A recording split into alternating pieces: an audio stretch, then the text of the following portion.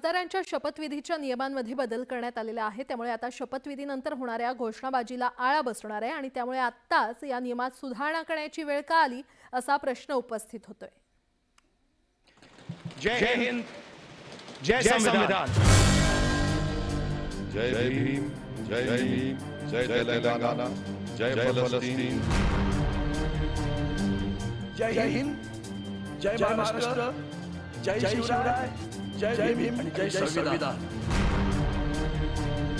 जय हिंद, जय महाराष्ट्र, जय संविधान, जय भीम। भारतीय संविधानाची आणि भारतीय एकात्मतेचे निर्भयाने ऐसा नहीं करना है स्मरण करें आणि जे कर्तव्य आता मला प्राप्त होते आहे ते लेखीने पार पाडे। ऐसा नहीं करना, जो दिया गया है नीचे जो रखा है मराठी में वही पढ़िए।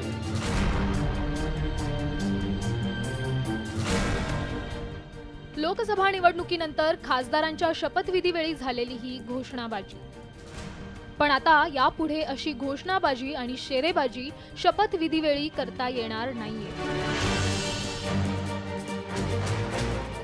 कारण लोकसभा अध्यक्ष ओम बिर्ला यांनी सभागृहाच्या कामकाजासंबंधीच्या नियमांमध्ये सुधारणा केली आहे। लोकसभा अध्यक्षांनी नियम 389 मध्ये सुधारणा करून निर्देश 1 मध्ये नवीन खंड जोडत त्यात स्पष्टता दिली आहे, ज्यामुळे आता शपथविधीवेळी कोणत्याही खासदाराला घोषणा, शेरेबाजी, नारेबाजी करता येणार नाहीये। शपथविधी सोहळ्यात वेगळे शब्द उच्चारले तर त्या खासदाराविरोधात कारवाई करण्याचे अधिकार लोकसभा अध्यक्षांना असणार आहेत। 18व्या लोकसभेत नवनिर्वाचित खासदारांनी शपथ घेतेवेळी बरीच घोषणाबाजी केली होती। यावेळी MIMचे प्रमुख असदुद्दीन ओवैसी यांनी शपथ घेतल्यानंतर जय भीम, जय मीम, जय फलस्तीन अशा घोषणा दिलेल्या।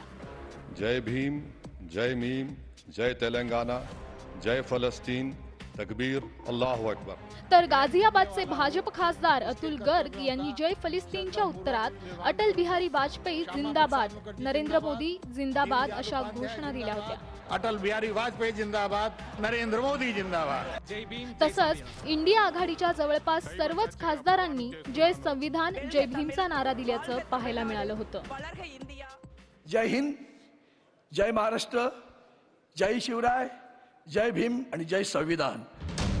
या सर्व प्रकारानंतर लोकसभा अध्यक्ष ओम बिर्लांनी लोकसभेतील प्रक्रिया आणि कामकाजाचे नियम 389 मध्ये दुरुस्ती केली आहे। त्यानुसार शपथ घेण्याचे जे प्रारूप आहे त्यानुसारच सदस्याला शपथ घेता येणार आहे। शपथेच्या प्रारूपामध्ये असलेल्या शब्दांच्या व्यतिरिक्त कोणतेही शब्द सदस्यांना बोलता येणार नाहीत। तसंच कोणतीही घोषणा सदस्यांना देता येणार नाही। आता आगामी काही काळामध्ये जेव्हा कुठलाही सदस्याची शपथ घेत असेल तेव्हा त्यांनी जर घोषणा केली तर त्याच्यावरती कारवाई होऊ शकते किंवा पुन्हा एकदा त्याला लोकसभा सदस्य म्हणून शपथ घ्यावी लागेल। लोकसभा अध्यक्षांनी नियमात बदल केला असला तरी मागील अनेक वर्षांपासून अशा पद्धतीने घोषणा दिल्या जात आहेत। नेमका याच वेळी नियमात बदल करण्याची वेळ का आली? यंदा लोकसभा जय भीम, जय संविधानच्या घोषणांनी दणाणून गेल्याचं दिसलं होतं। त्याचा हा परिणाम आहे का, अशी ही चर्चा सुरू झाली आहे। तुर्तास तरी याला विरोध होत नसला तरी भविष्यात याचे, या घोषणाबंदीचे काय पडसाद उमटतात हे पाहणं महत्त्वाचं ठरणार आहे। Bureau report, news 18 Lokmat.